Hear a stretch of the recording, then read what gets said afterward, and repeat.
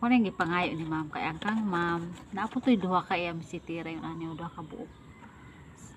Sabi nila, kay swerte ko nun siya. Ako na siya dados amua.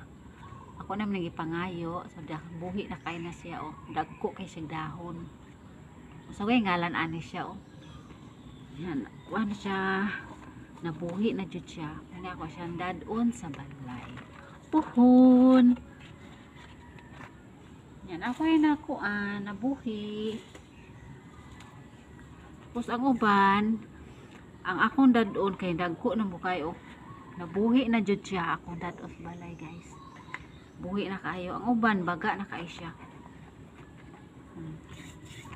Karon, di na ko mamubo kay basa pa. Kay kung sige din mong gibubuan, makuan siya kanang malata.